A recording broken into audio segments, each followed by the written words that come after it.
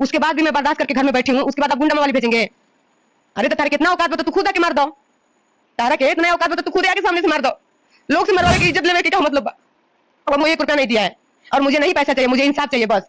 मुझे मैं क्या करूंगी आप बताइए? पैसा लेके मैं कहाँ जाऊंगी? मैं पैसा नहीं कमाई हूँ, मैं भी तो मेहनत से पैसा कमाई हूँ। तो पता ही कब होगा? जब मैं मर जाऊंगी ना तो सब कोई सुनने लगेगा। कोर्ट कानून जज वकील सब कोई लोग सुनने लगेंगे जब मैं मर जाऊंगी। नमस्कार दोस्तों, मैं आप सबका भाई गोरखपुरिया जवान। दोस्तों, आज से लगभग 1 या 1.5 साल पहले भोजपुरी फिल्म इंडस्ट्री ने एक बेहद खूबसूरत और टैलेंटेड एक्ट्रेस को खो दिया था, जिसका नाम था आकांक्षा दुबे। उसके पीछे की कहानी जो भी थी आप लोग को बताएंगे तो आप लोग शॉक्ड रह जाओगे कि इन दिनों भी एक कहानी फिर से वही दोहराई जा रही है। जो घटना आकांक्षा दुबे के साथ हुई थी वही घटना एक और एक्ट्रेस के साथ दोहराई जा रही है। वो चीजें आप लोग को आगे बताएंगे, लेकिन उससे पहले थोड़ा शॉर्ट में बताना चाहेंगे कि आकांक्षा दुबे के साथ हुआ क्या था।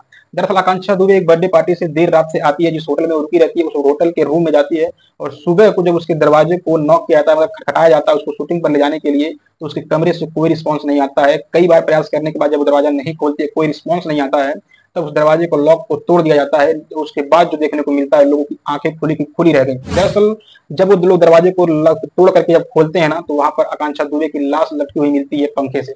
जब इस मामले की जांच परख होती है कि आखिरकार ऐसा क्या हुआ, कि आखिर मतलब किस तरह का कदम उठा लिया आकांक्षा दुबे, तब मालूम पड़ता है कि वो रात में लाइव आई हुई थी, केवल रो रही थी, कुछ बोली भी नहीं और अचानक से इस तरह का हरकतें कर ली। जब इसमें जांच पड़ताल होता है तो उसके परिवार और उनके द्वारा ये आरोप लगाया जाता है समर सिंह के ऊपर कि समर सिंह उसको प्रताड़ित करता था, शोषित करता था और मरने से पहले एक वीडियो के माध्यम से आकांक्षा ने भी इस चीज का खुलासा कर दिया था वीडियो बना करके कि अगर मैं मरती हूँ तो मेरे मौत के पीछे का जिम्मेदार समर सिंह होंगे। इन सारे आरोपों को देखने के बाद प्रशासन इस मामले को संज्ञान में लेती है और समर सिंह पर कार्रवाई होती है, उसको 9 महीने की जेल तक होती है। लेकिन दोस्तों आप लोग को बता दें कि इन दिनों प्रमोद प्रेमी से जुड़ा हुआ एक मामला सेम उसी कहानी को दोहराता हुआ दिखाई दे रहा है। एक प्रियंका रॉय करके एक लड़की है जो कि प्रमोद प्रेमी यादव से 2011 में जुड़ी थी, इनके गाने में काम करने के माध्यम से, और इनके साथ लगातार काम करने लगती है। इन दोनों की बॉन्डिंग, इन लोग की केमिस्ट्री पब्लिक को इतना पसंद आता है, ये लोग हर गाने में साथ ही काम करते थे और 2015 का समय होता है, ये लोग लव मैरिज मंदिर में शादी कर लेते हैं।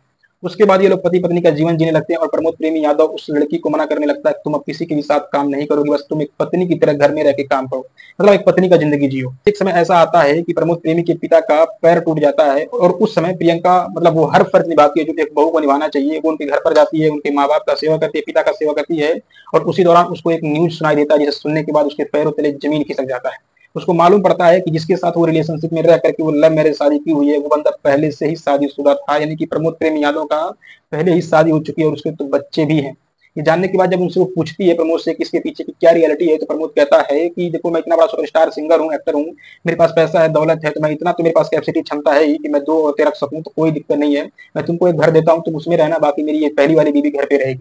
उसको एक घर देता है, वहां पर वो रहने लगती है, वहां पर हर सुविधाएं उसको मिलती हैं और वो पति पत्नी का जीवन भी लोग जीते हैं और ये रिश्ता लगभग 12 साल तक चलता है। अभी तक वो रिश्ता 12 साल का बीत चुका था इन लोगों के बीच। लेकिन दोस्तों आप लोग को बता दें कि इन दिनों मामला यहाँ तक पहुंच गया है कि उस घर से बिजली और गैस का कनेक्शन कटवा दिया गया है। इसके पीछे का मामला जानते हैं। कुछ दिनों पहले आप लोग को बता दें, प्रियंका का आरोप है कि प्रमोद प्रेमी यादव और उसका जो मैनेजर था सोनू करके, ये दोनों उसको गाली गलौज करते थे और मारते पीटते भी थे। प्रमोद तो मारता ही मारता था, उसका मैनेजर भी उसको मारता था। गलत गलत तरीके के ऊपर लोग टिप्पणी करते थे, कमेंट करते थे और जब ये शिकायत प्रमोद से करती थी तो ये बोलते थे कि अरे तुम उसकी भौजाई ना हो, तो ये सब चीज तो चलता रहता है। लेकिन इन सारी चीजों को देखते हुए दोस्तों वो सोनू होता है, वही इस मामले का मेन जिम्मेदार बताती है प्रियंका कि वही नहीं चाहता कि ये दोनों एक रहें, इन दोनों को वही दूर करता है। वो प्रमोद के पास ऐसे न जाने कितनी लड़कियों को लाता रहता है, क्योंकि वो अय्यासी किस्म का लड़का है प्रमोद प्रेमी यादव। दोस्तों प्रियंका कहने का मतलब ये है कि जब वो उसकी लाइफ में थी, जिंदगी में थी, तो वो हर चीज का हिसाब रखती थी। जहां पर घपलाबाजी नहीं कर पा रहा था सोनू, और इन दोनों को घपलाबाजी खूब कर रहा है, जिसकी वजह से वो उसको बाहर कर दिया। लेकिन दोस्तों आप लोग को बता दें कि एक समय ऐसा आता है कि प्रमोद प्रेमी और सोनू दोनों मिलकर के बहुत ही गंदी तरीके से इसको मारते हैं, जिस समय ये महिला यानी कि प्रियंका प्रमोद प्रेमी यादव के बच्चे की मां बनने वाली होती है और उस बच्चे को डिस्ट्रॉय कर दिया जाता है, यानी कि उसको गर्भपात आप जो भी समझ लो, मतलब उसको क्या ही कहा जाए। यहाँ तक ही मामला नहीं रुकता है और जानते हैं इसके पीछे का कारण क्या है दोस्तों, कि आखिरकार ऐसा क्या होता है कि ये 12 साल का रिश्ता अचानक से प्रमोद प्रेमी यादव अपने लाइफ से लात मार करके जीवन से बाहर क्यों निकालना चाहता है। होता कुछ यूं है कि तीज का दिन होता है, जो कि पति के लिए त्योहार रखा जाता है, हर पत्नियां रखती हैं और ये प्रियंका भी रखी हुई थी। ये फोन पर बात करना चाहती है, कॉल करती है तो प्रमोद प्रेमी उससे बात तक नहीं करते हैं, मैसेज करके उसको ब्लॉक कर देते हैं।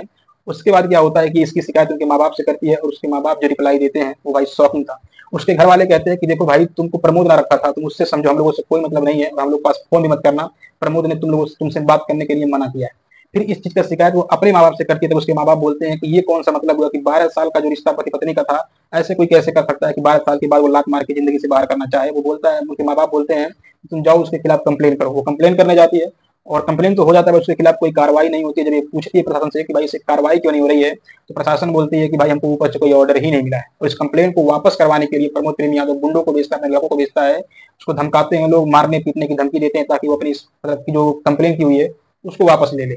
लेकिन यहाँ तक भी मतलब वो कंप्लेन को वापस भी नहीं लेती है। लेकिन यहाँ पर आप लोग इस बात का तो जानना चाहोगे ही ना कि आखिर वो क्या रीजन है जिसकी वजह से इसको अपने जीवन से वो बाहर निकालना है। तो इसके पीछे का जो रीजन है दोस्तों वो शॉकिंग है, जिसे जानने के बाद आप लोग मतलब तंग रह जाओगे कि यार इस तरह के भी इंसान है क्या। मतलब प्रमोद प्रेमी यादव ने पहली शादी तो की थी माँ बाप ऑप्शन से, दूसरी इससे प्रियंका से किया लव मैरिज, तीसरी भी शादी वो बंदा कर लिया जिसकी वजह से प्रियंका को अपनी लाइफ से लात मार के बाहर निकालना है। कहने का मतलब ये है कि वो अय्याज किस्म का इंसान है प्रमोद प्रेमी यादव। जो कैमरे में दिखता है वो एक्चुअल में ऐसा है नहीं, वो बहुत ही घटिया किस्म का इंसान है।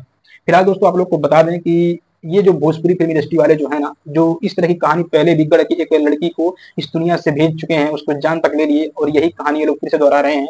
इन लोग की सच्चाई क्या है जानते हैं, इन लोगों की नजर में महिला की क्या सम्मान है, आइए आप लोग को हम बता दें।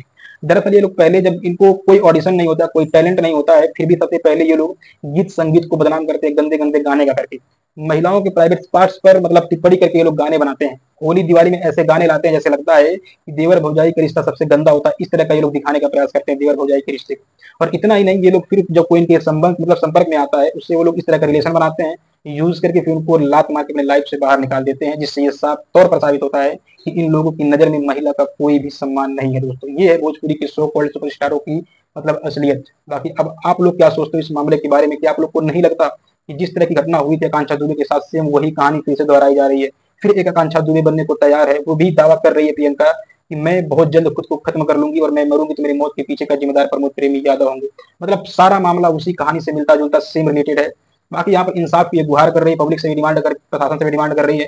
बाकी आप लोग की क्या राय कमेंट बॉक्स में जरूर दीजिएगा। बाकी आप लोग किस नजर से देखते हो भोजपुरी फिल्म इंडस्ट्री के सो कॉल्ड सुपरस्टारों को, अपनी राय बताइएगा, 2 अवार्ड उनके लिए भी लिखिएगा।